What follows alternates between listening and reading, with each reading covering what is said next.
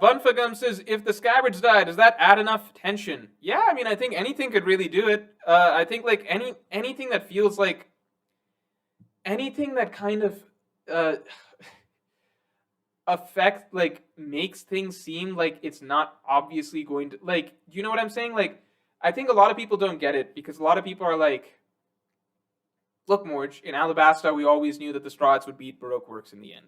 In any lobby, we always knew CP9 would be defeated in the end, right? Yes, that's true. What's very, very, very, very, very, very different, right, is in that each of those arcs, even going all the way back to Arlong Park, right, in each of those sort of major story arcs, right, it was never treated as obvious that they were going to win. In fact, if I did a video on this, and I'm probably not because I've gotten so much backlash about the raid stuff recently, right? We'll let things play out. Maybe I'll do a video afterwards or whatever. But in each of those arcs, you can point to specific scenes, bits of dialogue. Like there's moments and everything. Like it, the way the characters are talking and reacting is very, very different. In that there are distinct scenes and distinct bits of dialogue that you can point to from each one of those arcs, where it's not like they're saying it's obvious we're going to win. Rather, you see the doubt in them that they're going to win, and instead, what it is resolve, faith, and belief. It's like, we're up against overwhelming odds, but we believe we have faith that we can win. But we're not sure, but we have faith that we can win, right? Like, going all the way back to fucking Arlong Park, you literally have Nami having that scene with the villagers saying, like, will you please die with me? Every time when it's Luffy up against because they don't know that Luffy's going to win, right? Nami is having to have an internal decision, like, do I place my bets on this crew, or do I go the safe route and just bet on Arlong and, like, accept that we're going to live under his rule, right? And each arc, you have moments and scenes like that, right? With the Straw Hats, they don't know that Luffy's going to win. They don't know that Luffy's going to win. It's rather the quotes and lines of dialogue are always, we believe in Luffy. Like, if nobody can do it, maybe Luffy, like, not maybe Luffy's got a shot, but, like, I believe in Luffy.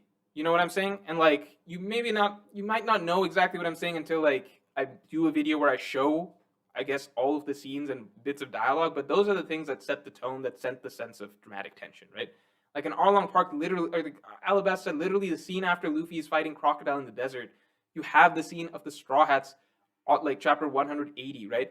That entire scene in chapter 180 is about how the Straw Hats are nervous, they're scared, they don't know if Luffy's going to win. That's what makes it so much more powerful down the line when you have Usopp telling the Mr. Four duo that, like, there's no way Luffy would die. I still believe in him, right? Because we got all of the scenes where they're not sure, right? Enies Lobby, same thing. The Straw Hats are not sure. They're not certain of themselves. It's like direct quotes. Nami's talking about, like, after Robin's been taken, like, everybody gets weak when they're uncertain and they don't know. But now their spirits are going to be stronger because they know what they have to do. Before they're going off to fight their CP9 battles, you have Zoro saying, like, you have to win even if you die. Nobody's saying it's obvious we're going to beat CP9. Usopp's telling Luffy in the Sea Train, like, or telling Robin in the Sea Train, have faith, like, believe in Luffy, right? Luffy's off fighting Lucci, and Zoro and Frankie are basically like, Frankie's like, do we go fight in? Like, do we go step in and help fight? And Zoro's like, no, Luffy is the only one who has a chance, right?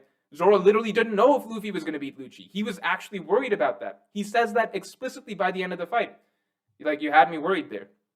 And I don't buy the excuse that, like, well, the Straw Hats have so much faith in Luffy that they're just never going to question him again. Because that doesn't make for very like, if you literally have, like, nothing ever actually affects any characters or tension whatsoever, then you no longer really are telling a particularly exciting story, right? Like, you have to understand, the Straw Hats having faith in Luffy is nothing new. Again, you can go all the way back to Arlong Park, like, day one. They all had faith that Luffy was going to be able to beat Arlong, right? But they weren't treating it like a sure thing. It was like, we're placing our bets on Luffy, right? We think he's got the best shot, and we think he can do it. And that's what makes it exciting storytelling, right? It is faith in your captain and your leader, but there's still that tension because the characters feel that tension, because the characters don't know that they're going to win. In Wano, all the main characters literally know that they're going to win. Although, that's why I think that it's set up for them to lose, because they've never had a single low point over the course of this entire arc. Luffy losing to Kaido in Act 1 is not a low point, because it is explicitly painted out that none of the characters care. Chopper literally says that's not going to affect Luffy in any way. It affects the tone zero. None of the Straw Hats are worried that Luffy's an udon. They all know it's practically a vacation for him.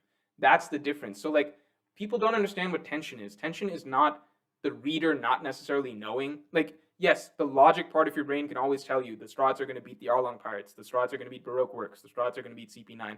That's not what dramatic tension is. Dramatic tension is when the author is attempting to create the feeling that there's uncertainty to the following events by writing the characters in a manner where they're not certain that they're going to get what they want. When you are not certain that you are going to get what you want, that is what creates dramatic tension, right? Simple analogy that I sometimes use is basically like, if you have a character saying, I have a test tomorrow, but I'm obviously going to get an A. That's not drama. You don't have a drama there. That's not a dramatic story.